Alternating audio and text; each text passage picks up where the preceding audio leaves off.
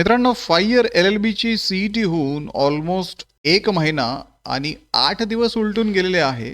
पण तरीही अजून आपल्याला आपल्या CETचा रिझल्ट जो आहे तो CET सेलने दिलेला नाहीये. तर हा रिझल्ट जो आहे तो साधारणतः आपण कधी एक्सपेक्ट करू शकतो? सोबतच या मधल्या काळामध्ये आपण कुठल्या गोष्टींची तयारी करून ठेवायला हवी, या सर्व गोष्टी आज आपण डिस्कस करणार आहोत.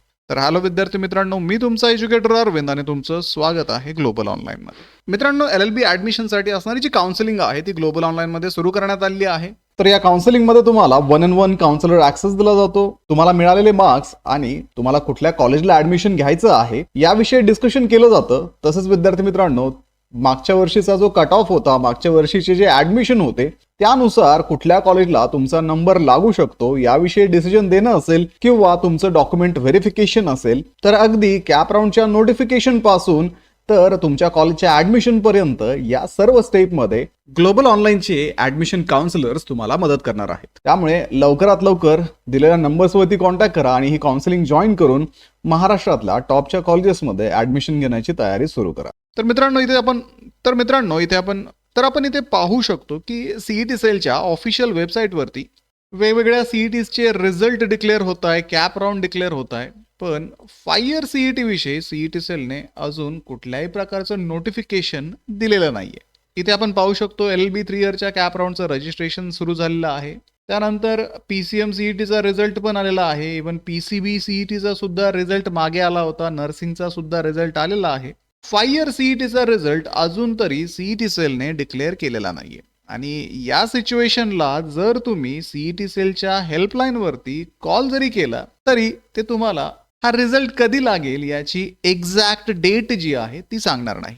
तुम्हाला एवढंच सांगू शकतील की तुमचा जो रिझल्ट आहे तो साईटवरती अपडेट केला जाईल, तुम्हाला मेसेज केला जाईल, त्यानंतर तुम्ही तो रिझल्ट पाहू शकता. आता जर आपण आपल्या प्रोफाईलमध्ये लॉग इन करून जरी पाहिलं तरी प्रोफाईलमध्ये अजून तरी 5 इयर LLB CETचा जो ऑप्शन आहे तो कुठेही आलेला नाहीये. म्हणजे रिझल्टला थोडासा वेळ आहे असं आपण म्हणू शकतो. पण मे बी CET सेलला जर वाटलं तर तुमचा रिझल्ट कुठल्याही क्षणी CET सेल लावू शकते, कारण त्यांचं फिक्स असं शेड्यूल काही नाहीये. त्यांनी जसं मागच्या वर्षी रिझल्टच्या डेट्स अनाऊन्स केल्या होत्या त्या पद्धतीने यावर्षी CET सेलने कुठल्याही डेट अनाऊन्स केलेला नाहीये. रँडमली ते कुठल्याही CETचा रिझल्ट लावत आहेत. त्यामुळे एकंदर सगळ्याच विद्यार्थ्यांना कन्फ्युजन आहे की CET सेल 5 इयर CET वाल्यांचा रिझल्ट हा कधी लावेल. काही विद्यार्थ्यांना असं वाटतं की CET सेल त्यांना विसरली आहे, तर तसं काही नाहीये. लवकरच तुमचा रिझल्ट जो आहे CET सेल रिलीज करेल. आणि कुठल्याही पद्धतीने CET सेलने 5 इयर CETचा रिझल्ट लावण्यासाठी कुठला मुहूर्त ठरवला आहे हे आपण गेस करू शकत नाही, कारण रिझल्ट लावणारे ते आहेत, शेड्यूल बनवणारे ते आहेत. तर त्यानुसार एखाद्या दिवशी रँडमली तुम्हाला मेसेज येईल की तुमचे जे स्कोर कार्ड आहेत ते तुमच्या लॉग इनमध्ये अवेलेबल झालेले आहेत. त्यामुळे विनाकारण टेन्शन घ्यायचं सोडा. रिझल्ट कधी येईल याचा जप करण्यापेक्षा आपण कॅप राऊंडची तयारी कशा पद्धतीने सुरू करू शकतो हे पाहणं महत्त्वाचं आहे. त्यासाठी तुमच्याकडे डॉक्युमेंट्स रेडी असणं गरजेचं आहे. मग त्याच्यामध्ये तुमच्या रिझर्वेशनचे डॉक्युमेंट असतील, तुमच्याकडे कास्ट सर्टिफिकेट असणं कंपल्सरी आहे जर तुम्ही रिझर्वेशन क्लेम करू इच्छिता तर. त्यासोबतच तुम्हाला नॉन क्रिमिलियर आणि कास्ट व्हॅलिडिटी सुद्धा काढणं गरजेचं आहे. आता विद्यार्थी मित्रांनो, जे विद्यार्थी सायन्स बॅकग्राऊंडमधून येत नाहीत अशा विद्यार्थ्यांकडे कास्ट व्हॅलिडिटी नाहीये, तर त्यासाठी विद्यार्थी मित्रांनो CETचा ॲप्लिकेशन फॉर्म, तुमचं हॉल तिकीट आणि तुमचं येणारं स्कोर कार्ड जे असेल तर त्या गोष्टी तुम्ही फॉर्म 15A ऐवजी सबमिट करून व्हॅलिडिटीला अप्लाय करू शकता. त्यासोबतच नॉन क्रिमिलियर काढून ठेवा. ज्या विद्यार्थ्यांनी 12वीमध्ये 10वीमध्ये मल्टिपल अटेम्प्ट दिलेले आहेत त्यांचे सर्वच्या सर्व मार्कशीट त्यांच्याकडे असणं गरजेचं आहे. हे एक महत्त्वाचं आहे, हे लक्षात ठेवा. जे विद्यार्थी स्टेट बोर्ड शिवाय इतर बोर्डामधून येतात त्यांना कन्व्हर्जन सर्टिफिकेट द्यावे लागतात.